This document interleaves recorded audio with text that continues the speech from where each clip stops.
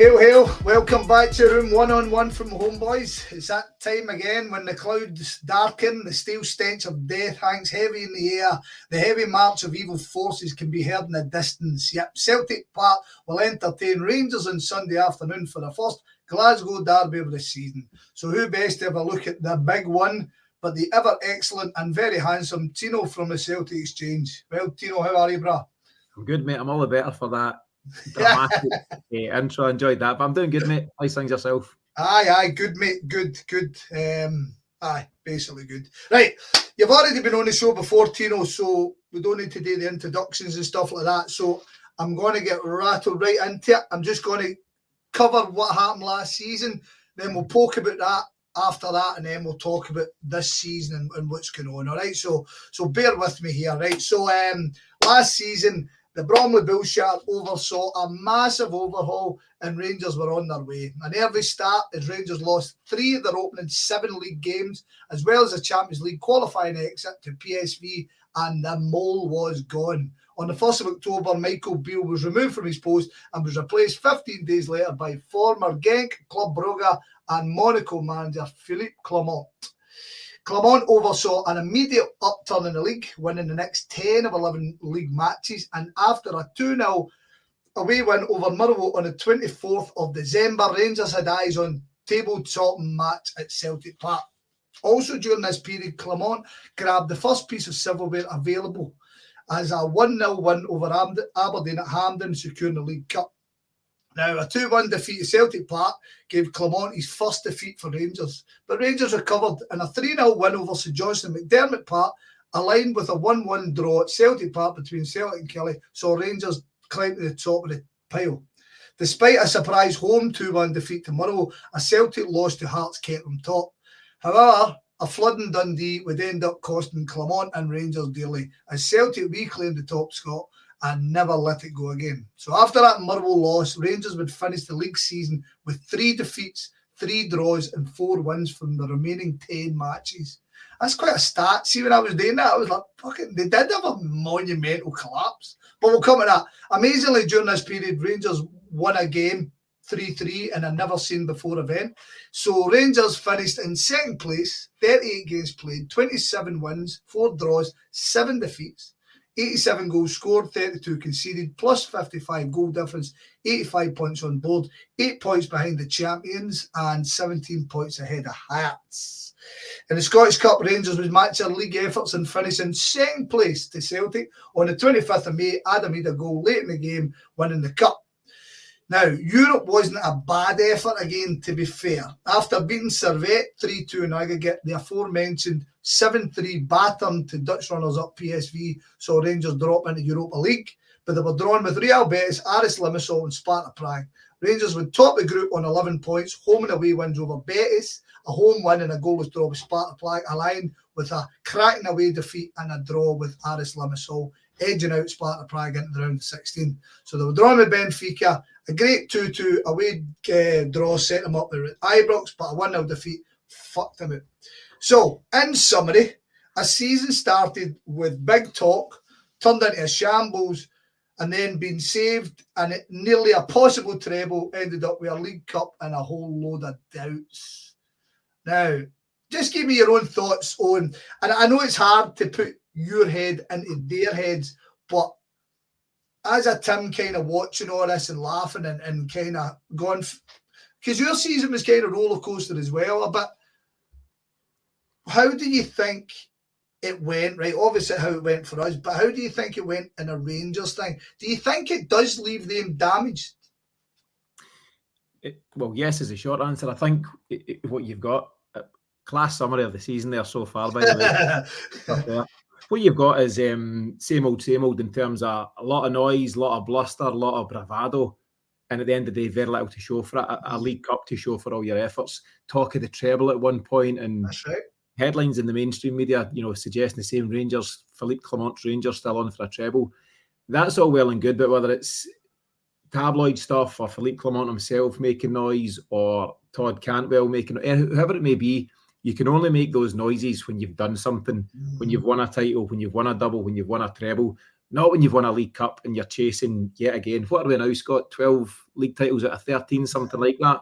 So it's not to be arrogant. It's not to be, what's the word? I don't know, gloating about it. But the proof's in the pudding. Celtic, out with the failures of the COVID season, to call it that, Celtic repeatedly dominate here. And I don't mind another team making some noise if they've got something to back it up with. But yet again, Rangers fell short when it really mattered. You know, the whole thing about, I caught the point you made there, you know, Clement was on this, I don't know, 11-game winning streak or unbeaten streak. That's fine against all the rest. You need to come and beat Celtic. And so far, he's been unable to do that. And that's ultimately the reason why they'll continue to finish second at best, maybe third, but you never know. But it's all noise. You've got to do something about it. Talk is cheap. It is mad, right? Because I was critical of Celtic last season. I was critical of Brendan Rodgers. I felt Brendan Rodgers should have done better in those early days. I thought he... I did get the frustration. We spoke often enough, and I would dare say that you boys must have caught it in your show as well. You've played football at a pretty decent level. See, having a big, massive squad, it's infuriating because you've got a whole bunch of guys who aren't playing and they're just bad-mouthing everything, and it kind of worms into the team. And I did get the frustration, but I still thought he could have done better overall. But in the grand scheme of things, as you rightly said, every time the big games turned up, whilst we might have lost in Lazio, we looked apart, and against the Huns, we proved that. Yeah, I think you'll talk about big game players, and I think Brendan Rodgers is also a big game manager.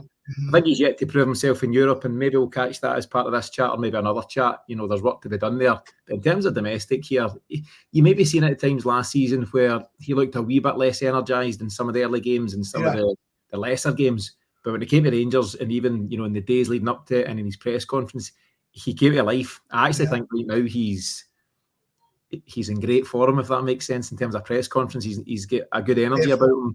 And I think he'll get the players that he wants in the next few days as well, but we'll see. But I just think that he lifted his game when it mattered most. I would disagree slightly with you in terms of, yes, there was, you know, a bit of flack coming his way in the early part of the season, but I think when we step back at the end of the season there and look at it, the players they inherited, you know, this whole summer window last year, the 8-9 guys they inherited, none of them have made any real impact. Palma slightly, Yang slightly, less so Odin, Thiago home, and then the rest is zero contribution almost, you know, the various guys there. And I think that's a real issue that he had to contend with when he came in. He had to try and, you know, rate these guys. He had to try and assess them on the hop, and he was throwing in Lagerbielke at the start, and Nawrocki get some game time. Yang and Palma get minutes in the early part of the season, but not once he worked out what was going on. And actually, when it got to the end of the campaign, Adam Ida was featured now and then off the bench or starting. That aside, the 10 other guys that he was going with, give or take, were all guys that had been here before last summer. Guys that he knew well from watching from afar when he was at Leicester, and he knew he could hang his hat on these guys. James Forrest being the big example, he had to go back to him, Callum McGregor, and all the other guys that were well established. So he had a real juggling act to deal with all those players that were brought in and foisted upon him. And the other side, as you rightfully point out, the chat has had a 32-man squad for the most part last season. You cannot keep 32 guys happy. You're lucky if you can keep the 11 happy, the 11 that are starting, and then you've got 7, 8, 9 guys on the bench to try and stop them grumbling and moaning, because guys just want to play football. That's in you if you play football at any level, but these guys are top professionals, and they'll all feel that they've got a part to play or should be playing a part. So I think try to keep 32 guys happy. That in itself is amongst his biggest achievements last season. The double and the silverware, of course, is the headlines. I think managing a 32-man squad, which he should never have had to manage, is a big achievement for him. Yeah. That's all very fair. Yeah. I mean, as they say, like, kind of to the victor goes the spoils, so he can kind of look back now. I mean, like, when it go antsy, I mean, I know ultimately these Celtic Rangers games won us what we won last year. Obviously, it's common sense with the cup, but no getting beat at Ibrox and then winning that last one, that's the ultimate body blow. And he does it, as you said, every time it came to him, he looked like the most confident man. And guys like Matt O'Reilly has spoken up about it. He says he kept his calm. He didn't go off his nut. He didn't kind of lose a plot, which I can imagine I would do. Do you know what I mean? But to bring it back to Rangers before we jump onto this season. Now, do you believe that run that Clement had put in, aligned with the League Cup win, has gave them mere hope for this season? Because as much as the summer hasn't been great for them and they've been doubting themselves, we see it, a 6-0 win over Ross County, and they're all back kind of, who knows? You know what I mean? Momentum is huge in football, and I think at that time they got a cliched new manager bounce out of Clement, and that's fine. And I think Clement's got gradually worse or more baffling with some of the things he's been saying. But when he came in at first, he was certainly better than what was there prior. Michael Beale, like you mentioned.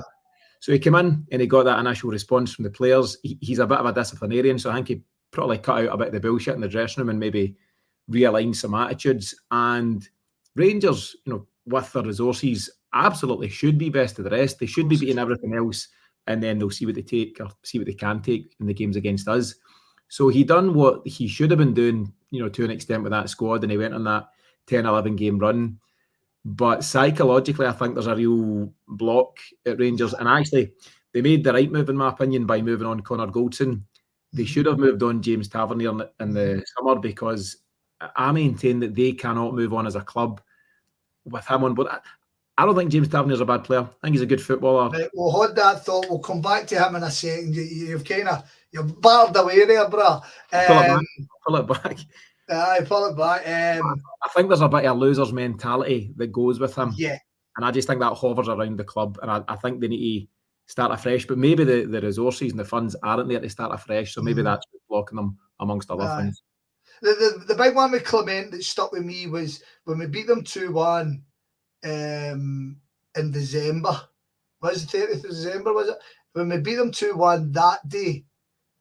And that was the first time he cracked. And do you remember he came out and he said, "Did you think they were better than us? Did you?" And I remember everybody kind of going, oh.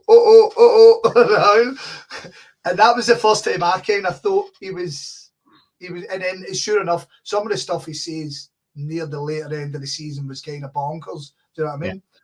Yeah, it's committed some yeah, right. So we'll move on to this season, right? So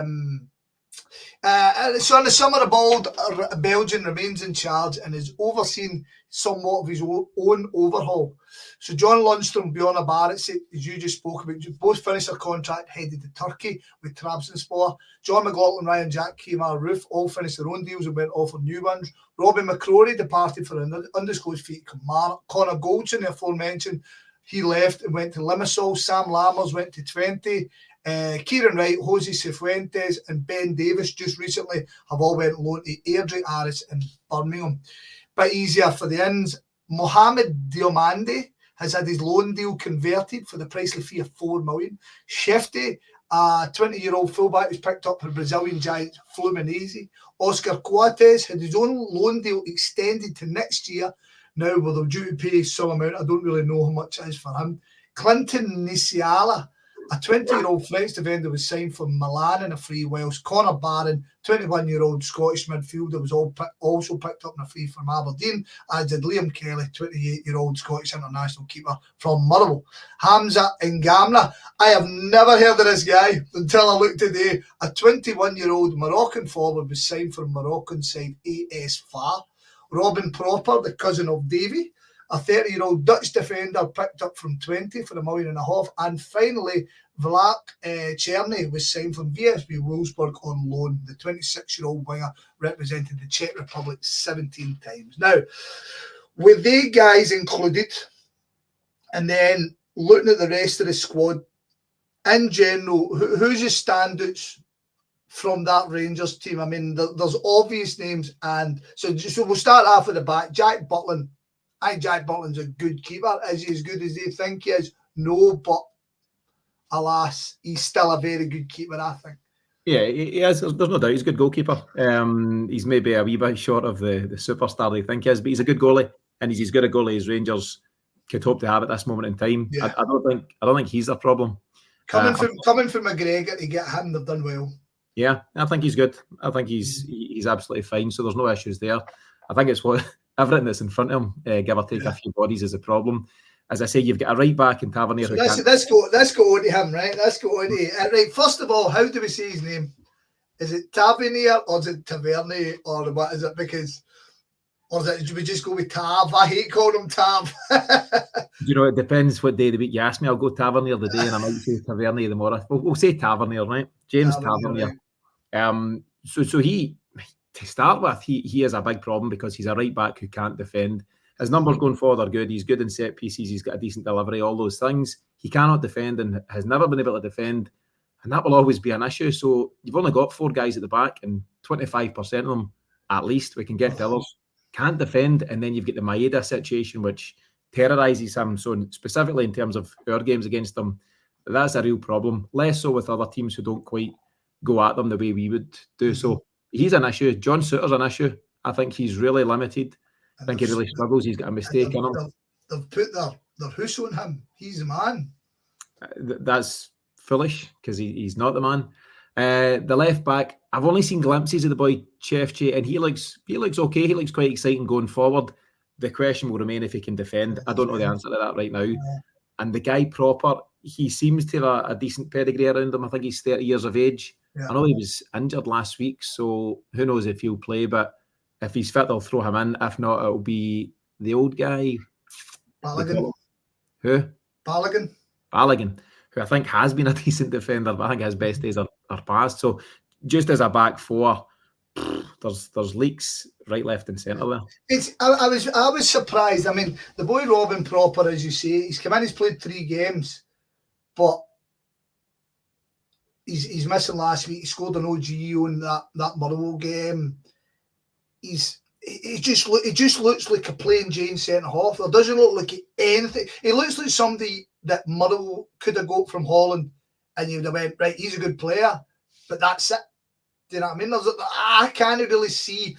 I could be proven wrong. Souttar's the one that makes me laugh because, like you said, once I come to their team recently, he's an ever-present. He's the man, and Davies is away. I was very surprised they let him go because he's been involved.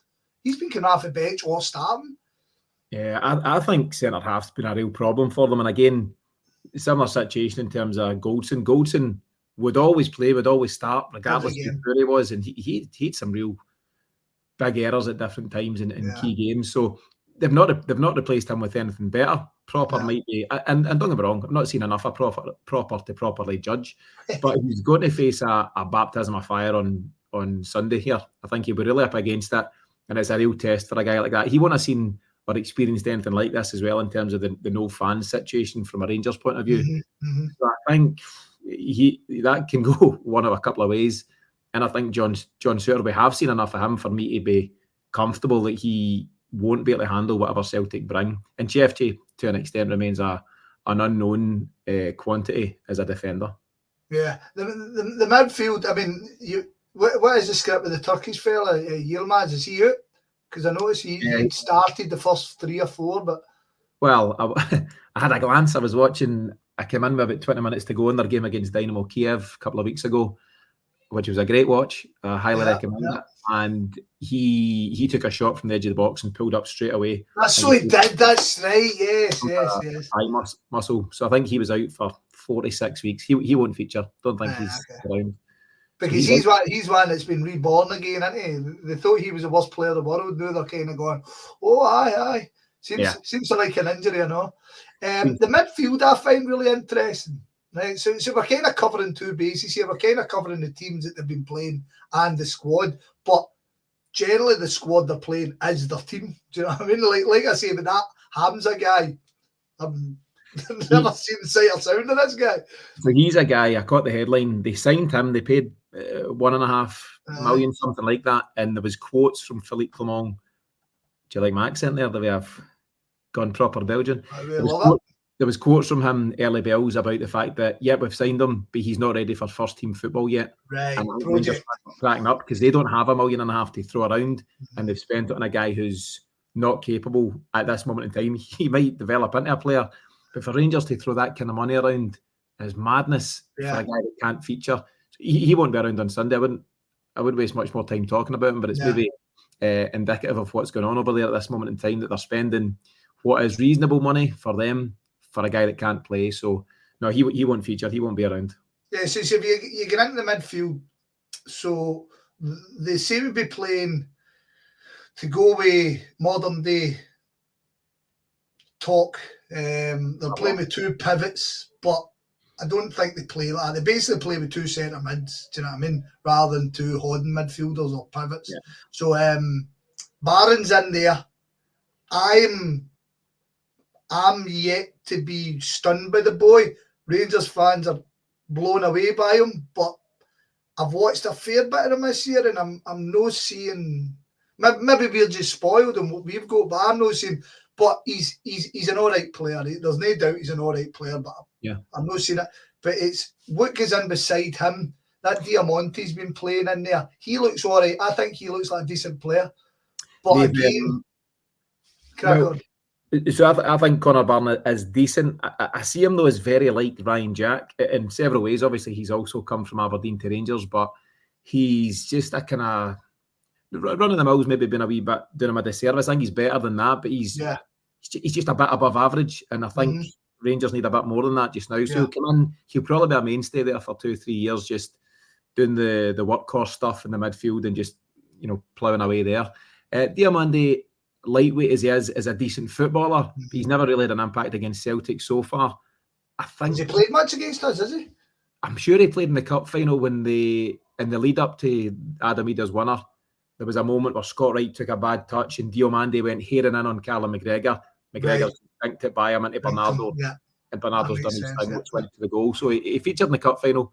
Don't know if he was around in the games before that, but decent footballer. Again, he'll show up better against Ross Counties and otherwise. He's not done anything so far against us. The big question they've got, I think, is Sterling. Sorry about the dog. Sterling, who is a hardy competitor, a good player, but they can't find a position for him, and they seem so reluctant to drop Tavernier because Sterling, I think, could do a decent job at right back. He would defend Maeda far better than Tavernier, and actually, I think it would show some character, some bravery by the manager if he made that move, but he won't. So does he try and find a place for Sterling elsewhere? I think he probably does.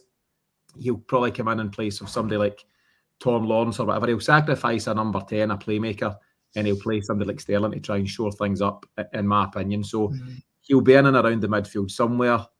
And if we're just staying on it, I think the guy Cherney, he looks to me like a guy that could be a good player for them. Yeah, he's got a bit of creativity. So I think he would slot in on the right wing. And on the left wing, I don't know. I can't think. Well, Matondo's come in recently, hasn't he? Matondo's come in recently. And we talk about Tom Lawrence. Tom Lawrence seems to be the guy for them. They knew they came in. Everybody I spoke to always says Tom Lawrence is a great player. And I'll be honest, I've not seen enough of him because of his injuries. Yeah. But he seems to be a slow player. And once we kind of come to the recent games, I think him being on the ball is hurting them because he's allowing a lot of space. Yeah, he's a luxury player, and the chat that comes through is that some bad injuries have hampered him. Yeah. I think he's had some issues there. I don't know the detail. He just doesn't look dynamic enough. He doesn't bring enough to the party, and I don't think he can carry passengers in this kind of fixture. I would say he is a passenger, and I think that's why he won't start. I think that's why Sterling would take that position. Yeah. You might well have Matondo on the left, a guy who wasn't a starter for them before and now is. It's they're regressing. I think they're struggling, and he may well start, and then you'll most likely have Dessers up top. That would be the I think Dessers a certainty. I mean, Danilo will be on the bench, but Dessers has started every game this season. No matter what they think about him, he can still stick the ball away. But regards the squad, it's funny. I mean, it's funny where Rangers are. The Rangers are in this position with Hadji, right? And I mean, Hadji on his day, again, a smashing fitter player, luxury player, covers him down to a fucking T. But they're very much in the position they don't want to play him because they don't want to give him a fucking wage bump. And that's just, I mean, that just cracks to me 90s Celtic. Again, it's just symptomatic of where they are, whether, they've got their off the field issues with the stadium, they've got a guy, Todd Cantwell, who's getting paid well not to play football. Hadji falls into the same bracket. I think Hadji would play if they picked him, but I believe if he makes one more appearance, it triggers a rise in salary, which they can't afford. There's so much going on. Spending $1.5 million for the guy that I mentioned. There's a world of issues there, which is causing no end of grief between Rangers fans and the club. And I'm all right with that. Long may that continue. But you can see where the problems are coming from, and I think it's leaving Philippe Clement with limited options there. I think he'd really love to call upon Hadji if he could. The guy's an international footballer. He featured at the Euros. He's a decent player. Yes. And they can't access him. They can't get using him. So that must be frustrating for him. Although he signed his new deal, so he seems to be all in on whatever's happening. But his options are limited. There's no doubt about it. And I was having a glance at their team the other day, and we'll get to all of the Celtic stuff just shortly.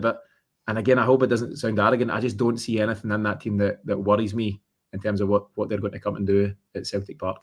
Right, okay. So as the expert that you are, that's a fantastic segue. Right, so league-wise, we'll look, where are we now, right? So league-wise, Rangers kicked off with an away tie versus Hearts. I thought it was actually a decent game of football. I watched the whole thing where I saw, in my opinion, a lacklustre Rangers that never worried me at any point. But at the same point, I said, Hearts look like a good team. There, I proved myself there.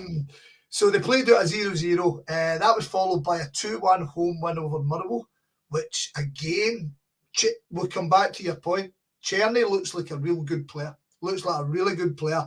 Not a fucking blindingly brilliant player, but looks like a good, strong player who'll do really well in Scottish football. Do you know a thing that I noticed? He seems to play in a lot of the same space as Tavernier.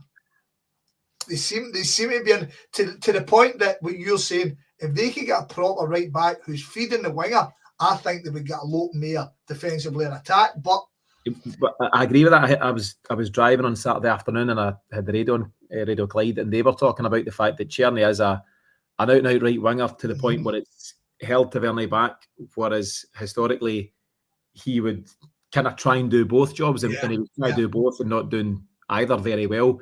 This is maybe making him, do more defensive duty. But to your point, you'd be better with a genuine right back in there. Of course you would. Somebody that's their position. An Alistair Johnston type to feed a Czerny and let him go and do his creative thing. So seeing that Motherwell game, mate, and it was so noticeable. In that Motherwell game, Motherwell missed an absolute, a one-on-one. They've not even had the target. And then Rangers have scored. And then obviously your man Proper scored. And then see the second half, see the last 10 minutes, Rangers literally could not go out their own half. And I couldn't believe it. I couldn't believe what I was watching. I was like, this is wild, man. They look so scared. And then obviously the most recent match, again, the 6-0 stroll over Ross County. Again, if you go and watch the game, Ross County had chances. Like they had the first best chance of the game. I mean, don't get me wrong, it's a crank save. And then Ross County were absolutely stinking. So then in the League Cup, controversial afternoon, but Rangers oversaw St Johnstone 2-0 at Hampden to progress to play Dundee later this month at Hampden, Ibrox, wherever they're playing their games now. And then in Europe, they were drawn with Dynamo Kiev. A 1-1 draw in Poland, scoring the last kick of the ball, equaliser, was followed up by a marvellous 2-0 defeat. I'm going to say it was great watching. And the sending off shocking, right? There's no doubt about it. And I can't accept he should have been booked for that. It wasn't a fucking foul, right? And I think the referee kind of even knew it wasn't a foul, but alas, I thought it was bloody hilarious. And the reaction on the night was even better. Alan McGregor near greeting them, it was tremendous. But anyway, phenomenal. Let's talk to you. Have you watched much of their stuff? Yeah, I've seen bits and bobs. #obsessed, all that stuff. If I'm in and it's on, I'll put it on. Of course, I watched the Dynamo Kiev stuff. What else have I've seen bits and bobs basically, and the chat in the radio. As I say, I was driving on Saturday, and the chat in the radio is, "Oh, this is the best they've played all season," which isn't hard because they've been so poor so far. I think they've kind of scraped by against St Johnstone. I caught bits of that the other Saturday night, the cup game at Hampden. Dynamo Kiev is a funny one because the chat, as I say, I got home about 20 minutes to go, but I was listening to Radio Scotland, and you're hearing, I think it's Billy Dodds and all his pals, and they were saying, Rangers really comfy, we just need that goal. They sounded really confident. and by the time I get in and switched the telly on, your man had been sent off and they were up against it. And yeah, I agree. The sending off isn't a sending off, and there's all, but he done this, this, and this. But he didn't get booked for them, and he get booked for a nonsense one. Yeah. But you'll take them when they come along. Poor decision, but Rangers had it in their gift to try and get a foothold in the game up until that point and couldn't do so. They scored a very late winner after being outplayed away from home. So I just think they've been scraping about. They catch that fixture at the weekend against what looks to be a really, really poor Ross County side. I was watching some of it. At 3 and 4-0, they seem to still be coming out. So, you watch the highlights and it could probably have been more than 6 by the looks of it. Yeah. But Ross County are still coming out at 3 and 4-0, and it's like, I think you need to kind of just, when you realise the game is done, damage limitation, regroup and get your team prepared for the next game. The last thing you want to do is take a 6-0 tanking or more. So I just thought they were really naive. And Danilo's goal at the end, the Ross County defenders are volleying balls off each other in the box and all that stuff.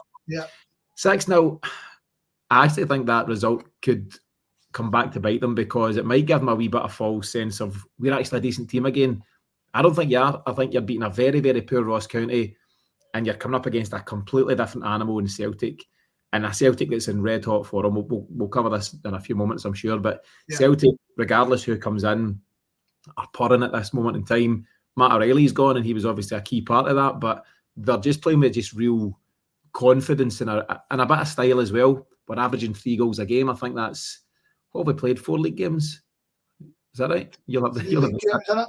3 or 4, but averaging 3 goals a game anyway. Kilmarnock, Hibs, and St Mirren, we played Hibs in the cup to 3.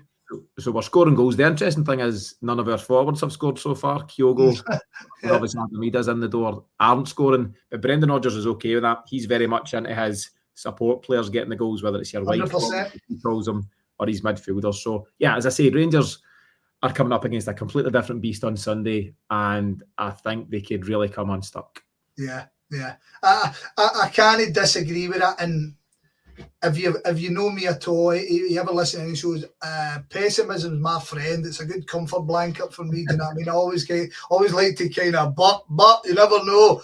But I thought, only from watching the highlights, admittedly, the Ross County game I was kind of saying the exact same as you. This is this guy's first job, and I kind of confirmed it myself there. That was Don Cowie's first job, because that was. It's the same Don Cowie that beat Rangers last year, but he's lost Jan Dander, who's a good player. Yeah, which is huge. Probably one of the players. I think Ross County and a few other clubs find themselves in that position. Every season they lose their key player. Remember the guy, was it Reagan Charles Cook? Reagan Charles Cook scored like 20-odd goals, Joint top scorer with Giacomakis, but you lose him after a season, and that's just life at Ross County. That's just the way it goes.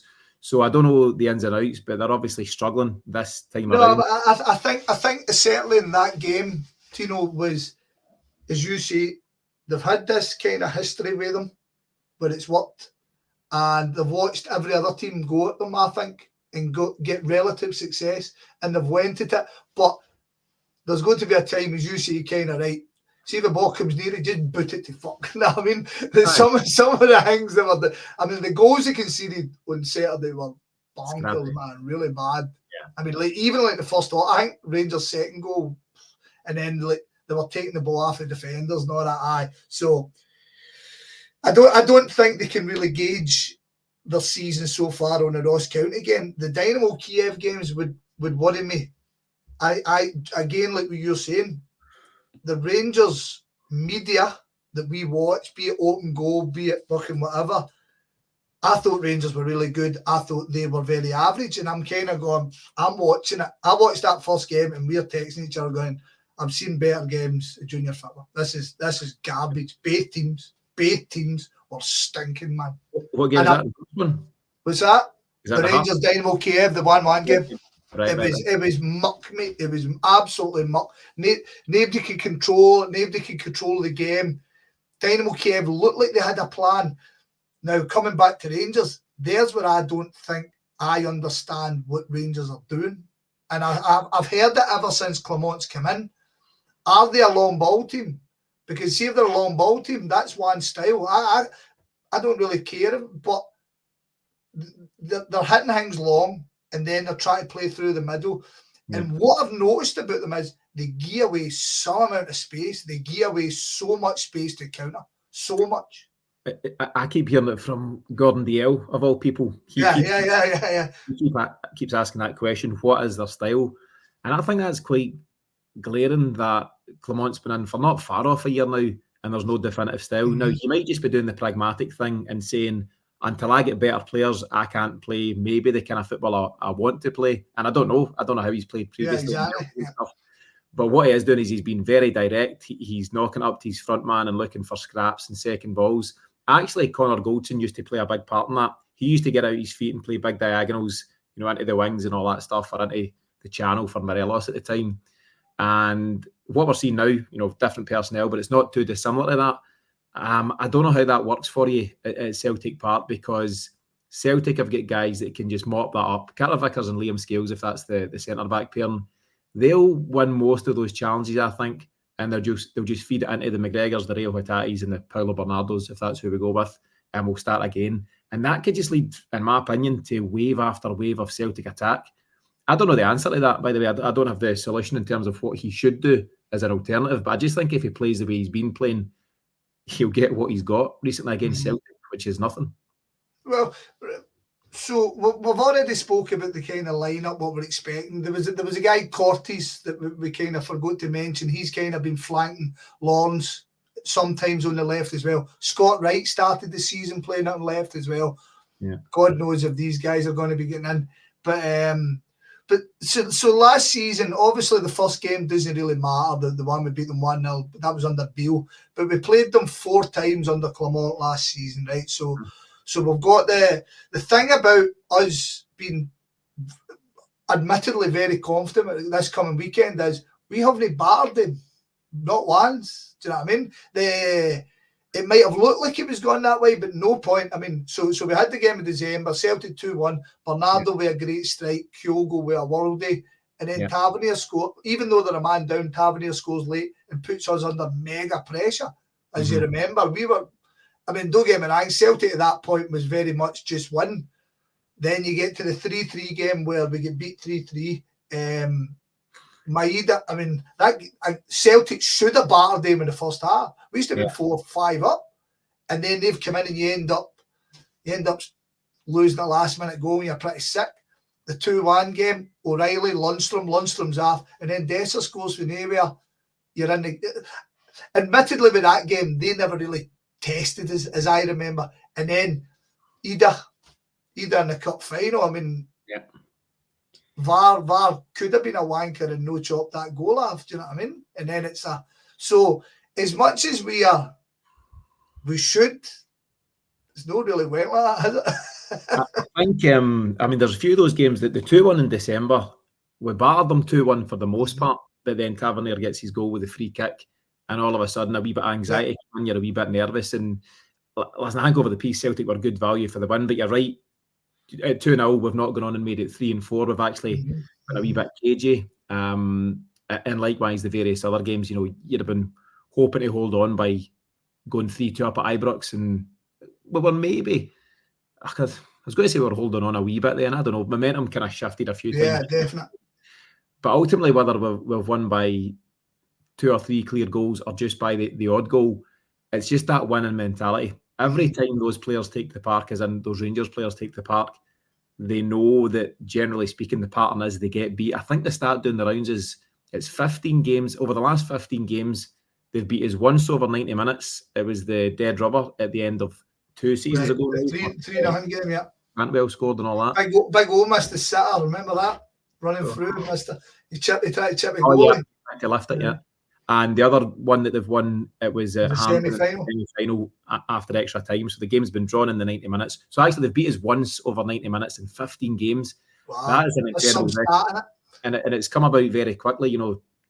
I realised over the last few games that it was there or thereabouts, but that's incredible. So that means guys like James Tavernier and John Souttar and now Butland and now Dessers and various guys, they've all been part of that. They've been part of that losing group. Some are new in the door. They'll learn how to lose soon enough. But those other guys, they've been doing it for a while now in this fixture.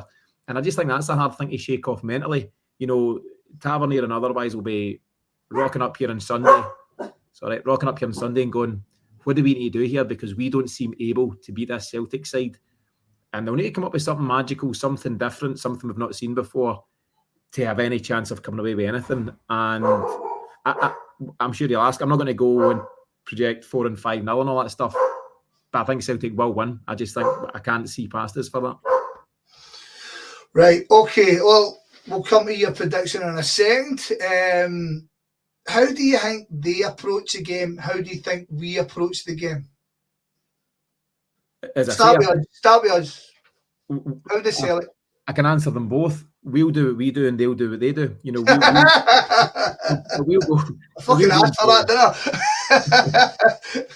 I just think that we'll play in the same way that we do. You know, I think Brendan Rodgers' style. I was asking the question a couple of weeks ago on our show if what we're seeing now under Rodgers is every bit as exciting as some of the domestic stuff we've seen under Ange. You know, Ange ball has been raved about, and rightfully so. There was some great stuff under Ange. I think the first few games of the season have been great. You know, I've been at a couple of home games and obviously caught the away games. I think Celtic are playing really good football, and there's a number of guys that are key to that. You've got Nicholas Kuhn, who's come to life all of a sudden, and various other guys playing their part. I just think Celtic will do more of the same. They seem to have a real style of play about getting out to the wingers as quickly as they can. You know, the guys in the middle do their thing, get it out wide, and then Kuhn, the Doug's really excited for this game. Really keen. Getting it to Kuhn and James Forrest at this moment in time, and they then go and do their thing. And as I say, I think Rangers will try and soak it up best they can. They'll go and play for a draw, most likely. And a draw would be a great result for them. But I think they'll just need to camp in and try and catch stuff on the break with a direct long ball. Do you expect them to camp in? Going for our earlier chat, I mean, we're basically saying that the fullback can't defend, so he doesn't defend.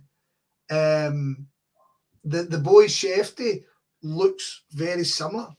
I mean, like I watched the Ross County game, and it's him that's doing most of the attacking from the left-hand side. You know what I mean? He sets up the first goal. I don't suspect he'll be doing much defending. And then, as you say, they're playing it direct.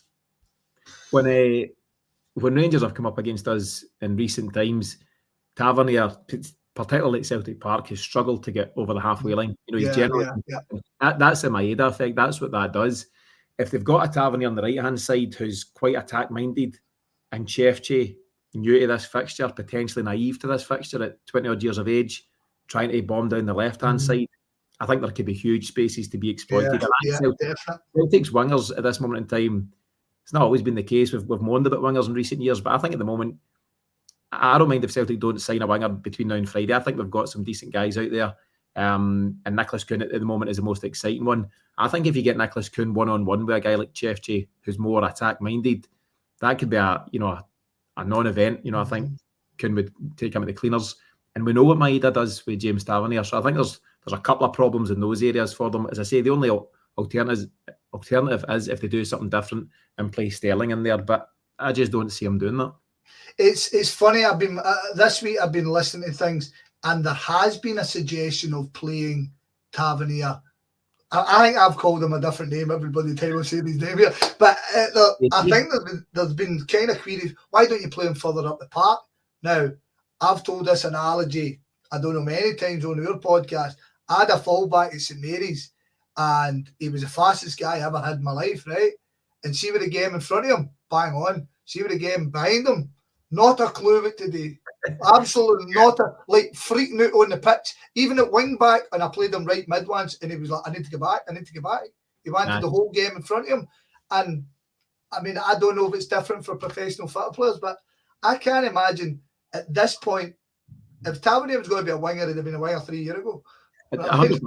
I think he's 30, thereabouts. He's all the right back he's ever going to be, and that's where he'll play. You've seen it to an extent when England in the World Cup played Trent Alexander-Arnold in midfield. Fish out of water, and he's a talented player, a really good player. But you're trying to make a player, you're trying to, change something that these guys have done for. James Tavernier's probably played right back for about 15 years, taking in what he's done now. You're not going to change it on Sunday coming for the biggest game of your season so far. He's right back or bust. If he's not right back, he'll go on the bench. But he's a captain. And he's a captain.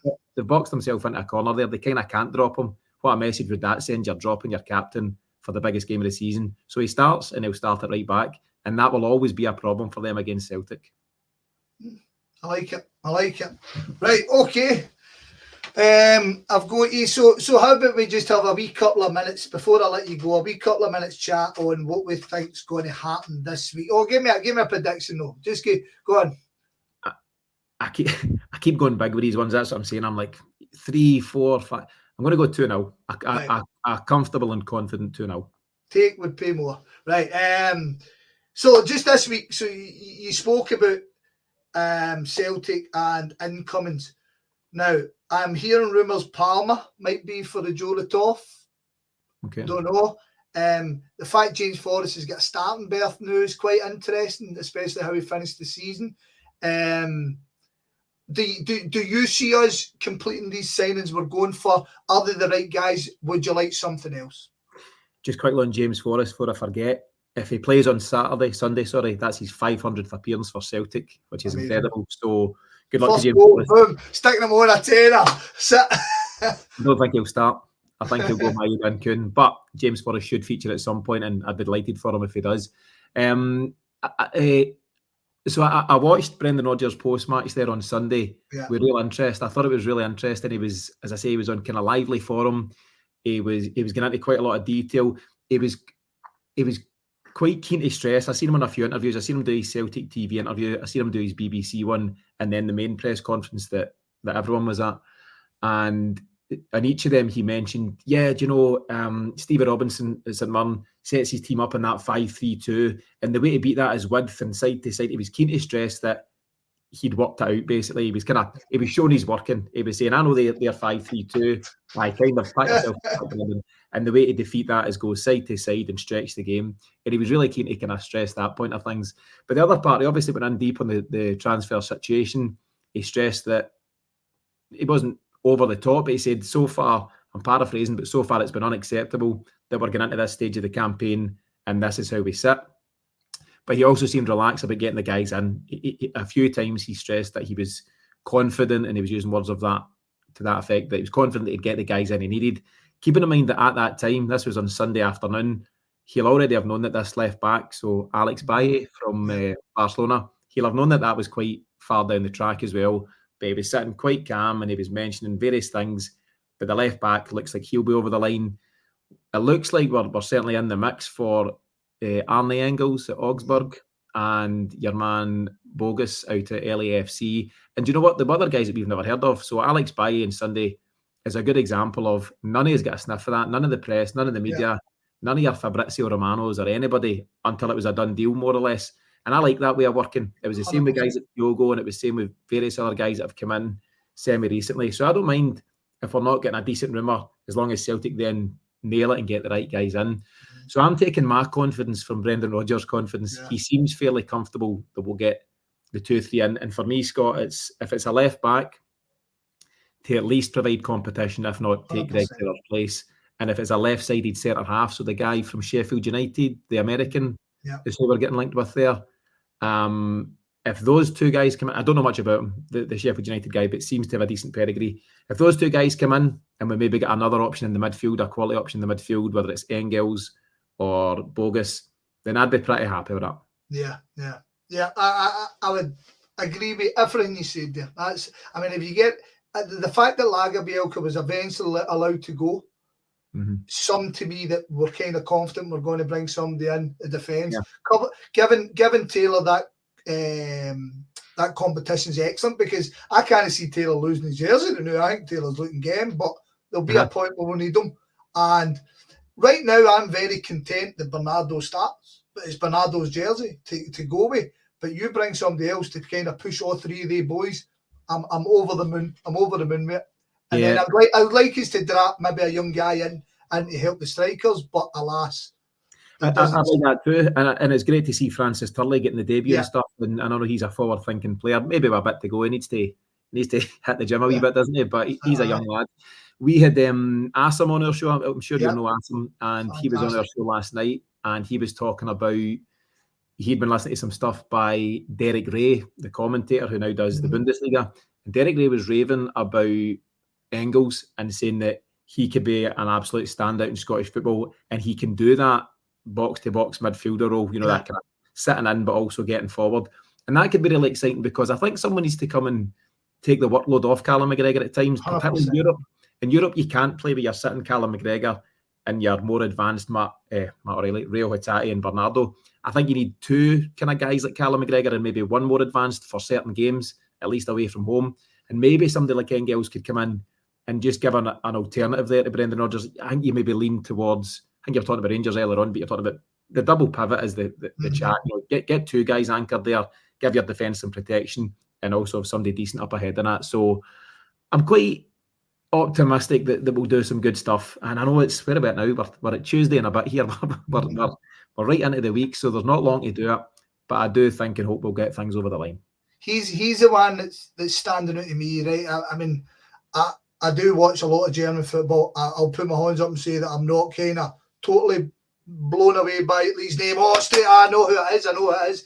However, just for who I've been speaking to the last week or so and what I've kind of looked at, he's the guy that's really interesting me. I mean, I haven't done the same deep dive on the Polish fella, but this Belgian boy, I've put a wee bit, and I think and I would love to see Celtic if they're wanting. See, I think we've bid at 9 million, I'm led to believe. So we're almost breaking our records. Do you know what I mean? Which is exciting in itself. It is, and I think it shows a bit of faith in Brendan Rodgers and long overdue. We know what he can do as a manager, and if you give him better tools to work with, he'll do even better. I had to laugh. We again covered this in the show last night. It's like Augsburg want 9 and Celtic are like, you want 9? How about 6? We want 9, 6.5, and so on and so forth. And it looks like tonight, I think Anthony Joseph's reported from Sky Sports that we've gone to 9. So it looks like Celtic are being serious about it. Yeah. Or probably a bit too late in the day. And Brendan Rodgers has leaned towards the fact that there's things to be fixed about how we do these things. But right now you need to focus on the priorities, the here and now, and get those guys in. And if we get him and one or two others, I think we'll be in a pretty good place. Yeah. Right, mate. As always, I could sit and waffle away to you all night.